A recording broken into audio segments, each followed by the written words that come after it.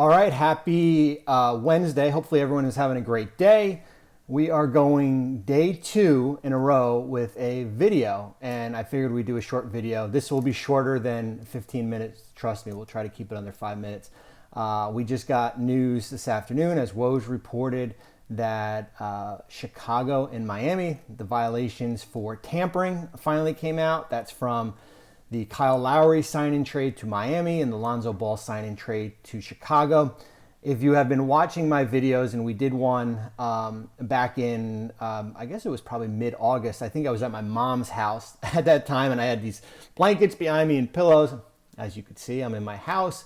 We still got this sun glare behind me because I had shutters installed. And of course, how the world works these days, the shutter is probably sitting on a cargo ship somewhere, and I'm still waiting. So we still got that sun glare, but as I said, that is not real life problems. It's just a shutter here. But regarding the violations, if you followed me on these videos, I basically said that if you are one of 30 teams, teams are talking with agents. Teams are talking with trying to get deals in place as far as from a free agency standpoint. However, when a sign and trade is the first deal off the table, as far as what we heard for Lonzo Ball, that's basically doing 45 and a 25. Everybody else is doing 35 and a 25, 45 and a 25, and that's what happened here. However, the penalty is more like a parking ticket, right? That's how I see it. That I think either team was going to get the Joe Smith treatment, and if anyone knows what happens in Minnesota with Joe Smith, Google it, where Minnesota basically had a side agreement, got stripped, I think 3 first-round picks. Kevin McHale was banned, their owner was banned. I didn't think that was going to happen, no way. Did I think the trade was going to be rescinded? Of course not. Everyone is playing right now. Kyle in Miami, Lonzo in Chicago. I did think there was going to be a financial penalty. I thought it was going to be $500,000. There was no financial penalty. And I thought there was going to be multiple second-round picks. I didn't think it was going to be first-round picks here. I didn't think so. Did I think it was more egregious than Milwaukee last year, looking with the Bogdanovic sign-in trade that fell through? They got docked their pick this year. I thought a teeny bit, and I thought the league was going to set a little bit more of a precedent here and give it more of a hard slap on the wrist instead of a gentle slap on the wrist. And I respect the people at the league office. I know they have a hard time, a tough job, and this process of the investigation is not easy as far as doling out penalty. But here's why I think it's a parking ticket. If you go through the Bulls draft ledger and the Heat's draft ledger, it's basically, it's not going to be their second round pick that they're going to lose here.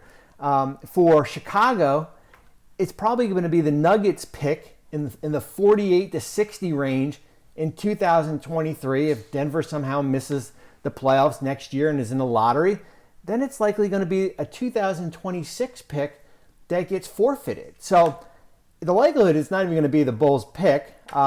And by how their draft ledger is, they owe so many picks out. They owe Orlando potentially 2 picks here. So I just thought especially that it was the first deal that came off the table. You gotta wait. I said it all along. You gotta wait 10 minutes before this gets announced, especially in a sign and trade here.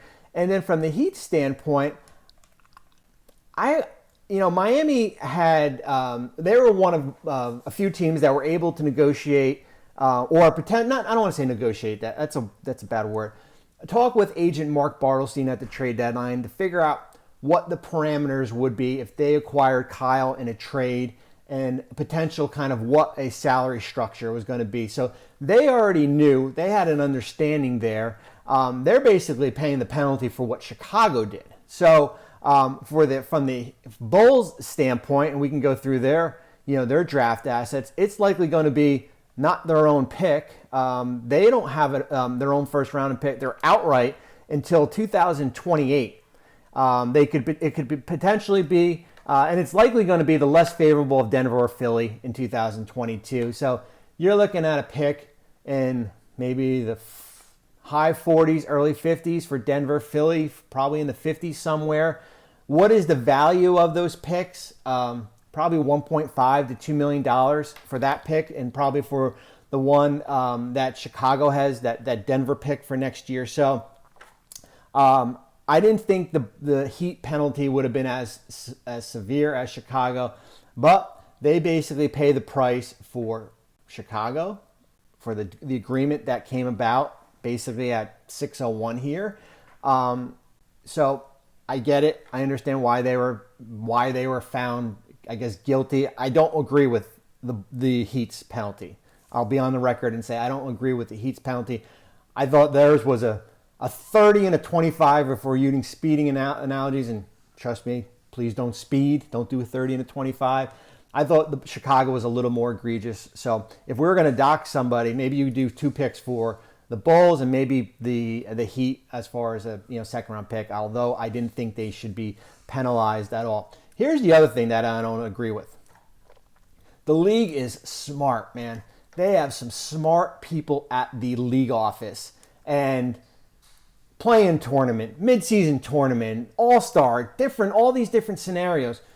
Jonathan Gavoni from Draft Express and at ESPN here wrote about it during Summer League. Like, teams were giving the belief or the idea that instead of penalizing a 20-year-old college player by removing a draft pick from the 30 second round picks, like they did with Milwaukee, and now they're going to do with Miami and Chicago, why don't we reward it to the team that wins the NBA championship, right? Why don't we put a caveat here as far as maybe we do the midseason tournament, and instead of giving guys $5 million, maybe we give it to the team that wins this midseason tournament. So I just think it was a wasted thought process that the league could have got created, and it could have been fun. And, instead of, as I said, this 20-year-old out, playing at Duke or Tulane or Marist College, there still would have been 30 second round picks. And now either in 2022 or 2023, we're only going to have 28, 29 second round picks. So that is my rant. 7 minutes, 30 seconds, a little bit more than that 5 minutes. But I did want to put out something about the Chicago Miami tampering, because we did talk about it in August when it happened. That's the penalty. That's what they'll deal with. And I love how the Heat said, hey, we disagree with it, but we're going to go by. And here's another thing too. When the league put out their the memo that saying the teams cooperated, like, no kidding. Like, you think Miami and Chicago are going to sit back and say, you know what? We're not going to cooperate here. Everybody who's found in a tampering investigation cooperates, unless you're really got something to hide here. So that's my rant. Hopefully you guys have a great Wednesday and enjoy these basketball games. Thank you for watching ESPN on YouTube. For live streaming sports and premium content, subscribe to ESPN+.